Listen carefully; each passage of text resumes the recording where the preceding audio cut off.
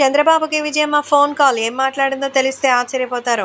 నారా చంద్రబాబు నాయుడు గారు ఇప్పుడు ఏపీకి సీఎంగా ఉన్నారు. మరి ఆయనకి ఫోన్ చేశారట జగన్మోహన్ రెడ్డి తల్లి విజయమ్మ.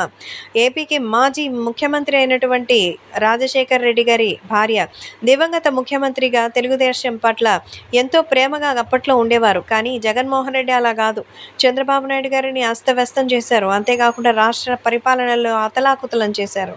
కేవలం ఆయన కమర్షియల్ పర్పస్కి తప్పితే ప్రజల బాగోగురకు అయితే ఒక పర్సన్ కూడా ఆలోచించలేదు అనేదే మనందరికీ తెలుస్తుంది. అయితే విజయమ్మని అలాగే ఇక షర్మిలని తనతో ఉండాల్సిన అవసరం లేదని పంపించేసినటువంటి జగన్ ఆ తర్వాత వాళ్ళిద్దరి యొక్క సెంటిమెంటే ఆయన ఓడిపోవడానికి ప్రధాన కారణమైంది.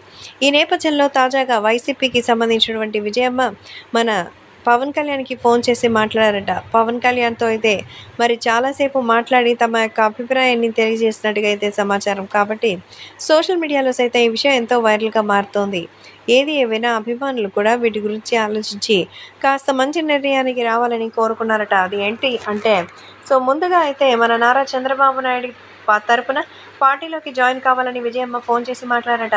ఇప్పటికే షర్మిల కొత్త పార్టీ పెట్టింది. అంటే మన తెలంగాణకి సంబంధించినటువంటి పార్టీ పెట్టుకుంది. కాబట్టి ఈ విషయంలో ఎలాంటి డిస్టర్బెన్సెస్ ఉండకుండా చాలా ప్రశాంతంగా వెళ్ళొచ్చు అంటూ చెప్తున్నారు. కాబట్టి సోషల్ మీడియాలో సైతం ఈ విషయం ఎంతో సెన్సేషన్గా మారుతోంది. మరి కాంగ్రెస్ పార్టీని వదిలి షర్మిల ఇప్పుడు తెలుగుదేశం పార్టీలోకి వస్తుందా? ఏపీకి సంబంధించినటువంటి అధ్యక్ష బాధ్యతలు మరి ఈమె తీసుకుంటుందా అంటూ ఇద్దరికి సంబంధించిన విషయాలు ఇప్పుడు సంచలనంగా మారుతుంది.